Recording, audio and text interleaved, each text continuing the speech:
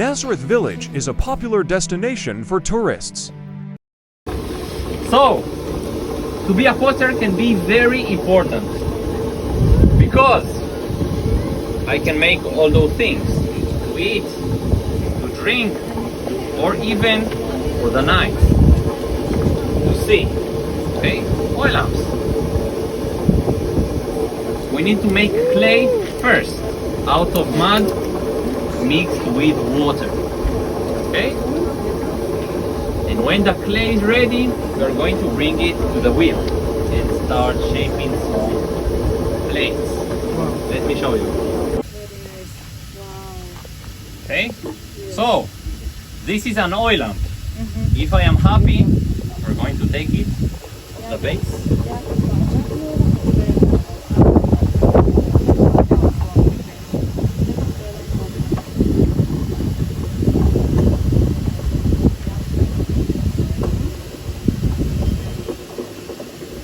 Okay, so then all the vessels need to dry inside, because if they dry in the sun, they crack. Okay? And if they crack, my dad will punish me. Oh my God. Okay, take it inside. And I will have to clean the place of the donkey downstairs. It's not good. So then, when they are dry, we need to bake them in the oven behind you. This process is very hard and very long. It can take about 40 days from mud to a vessel. But it can teach us something very beautiful.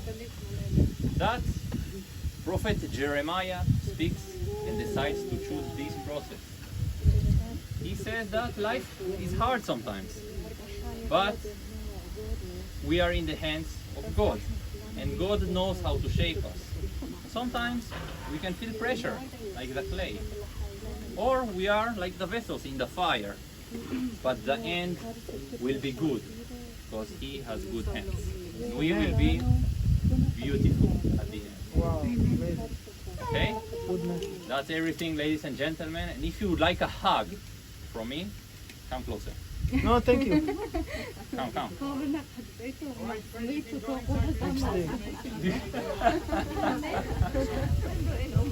Tomorrow.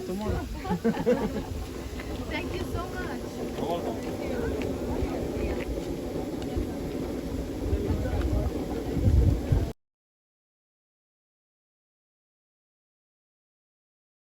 Stay with us.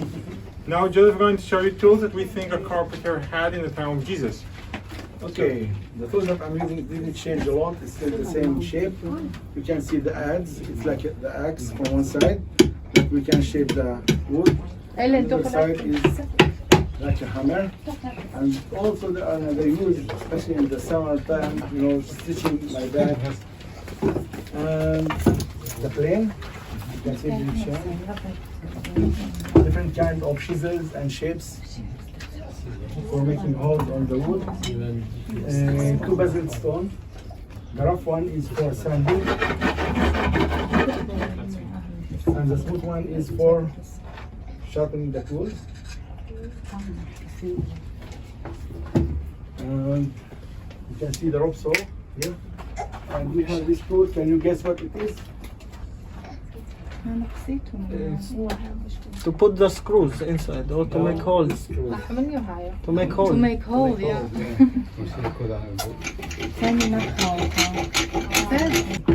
Alright friends, so down there in the place where we separate the wheat, you saw the machine. It's made out of wood.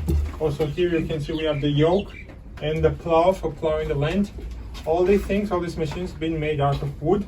That's why having someone like Joseph, it was important. He could fix, build these things.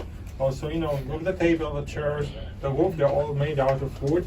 So that's why having someone like Joseph was very important. And that's why our brother here is working for more than 2,000 years non-stop, because he's so important. And he might endure until the end. Who knows? All right, friends. Thank you very much for our brother Joseph. Thank you. Thank you for the chair. Joseph from Nazareth. And is a great place to learn about the history and culture of this important city. It is a unique and immersive way to experience the life and times of Jesus. Nazareth Village is a living village, with villagers in first-century costumes practicing farming, carpentry, weaving, cooking, and other crafts, just as it was in biblical times. طيب كانت الحلوة شكرا.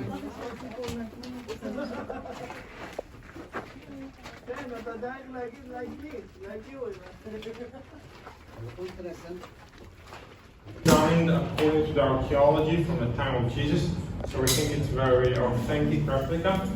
So back then we believe the children sat here on the ground, the adults, men and women could sit here on the steps. You can see we have a few steps to maximize the amount of people. Also over there in the corner there is a room. Back then every synagogue used to have one room where they stored the Bible scrolls. They put the scrolls into the clay jars over here in the corner and they stored them inside. Now you can see this place quite high. It's sort of been built in this way to allow the hot air to go up in circulation. This is how we could basically cool the place. So again, you can see they thought a lot about the place. Also the windows are basically in a position or in an angle that was allowed to the sunlight to penetrate and fill the place for most of the hours of the day. So again, they thought a lot when they built this place in this way. Now, mainly this place used to read and teach the Bible scrolls because they used to gather here during the week, but also on the weekends to do it, and also to celebrate feasts, weddings, as this gentleman said, and also as a courthouse. They use this place for the ones who violated the law of Moses, which obviously back then was a big issue. Also, Jesus in Mark 13, he told his disciples that they will punish you inside their synagogues. So this is why we think also this place could be used as a courthouse. Friends, Jesus also was very active inside the synagogues. We know we have a very famous story about Jesus. That after he was in the desert for 40 days, he came back to Nazareth where he grew up. And according to his habit on the Sabbath, Jesus came into the synagogue. When he came here, he was requested by the attending person to read from the Bible scrolls. And Jesus received to his hand the scroll of the prophet Isaiah. He opened the scroll and he started to read. And he said, "The Spirit of the Lord is upon me, because he anointed me to preach the good news to the poor. He sent me to heal the brokenhearted, to recover the sight of the blind, to set at liberty them that are oppressed, and to proclaim the acceptable year of the Lord." When Jesus finished to read what we know today, like Isaiah 61, he rolled back the scroll and he went to sit. In the Gospel of Luke said that everybody were looking at Jesus, and they told him, "Today this prophecy, the scriptures that you heard, has been fulfilled in your hearing." He said, "I am the one." And then Jesus started to teach them. We know that the first commentator was, everybody here, according to the Bible, were amazed. They liked the teachings of Jesus. They liked his words. But then they started to ask, "Isn't the son of Joseph the carpenter? Don't we know this gentleman?" And then Jesus told them, "You're probably going to tell him this expression, 'Doctor, kill yourself.' And you will ask me to do the same works I did in Capernaum, in the Sea of Galilee, also here in our town. I am telling you the truth. No prophet is ever welcome in his own city." And you know what? Jesus was right, because you remember what happened afterwards. They were so angry they pushed him out and they even tried to kill him. But why did they change their reaction so drastically? The Bible said everybody were amazed. They enjoyed his teachings and then they tried to kill him. When Jesus preached here, he decided to speak about Elijah and Elisha, two prophets in their time of serving.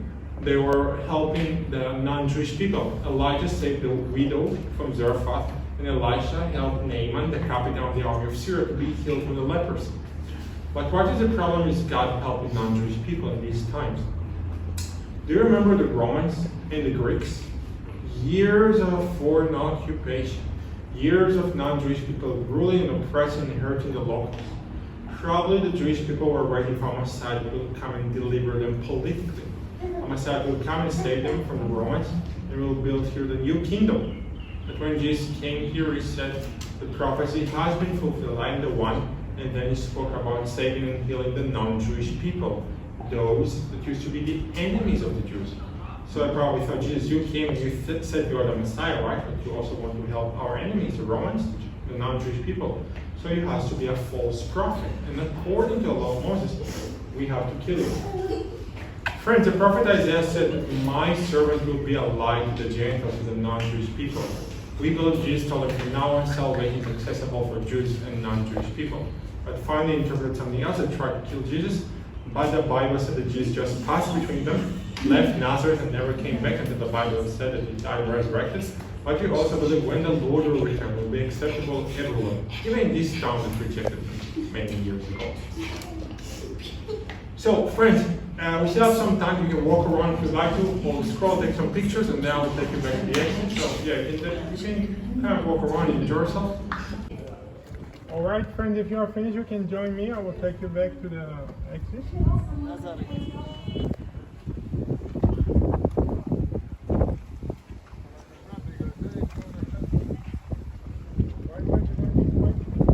Atala.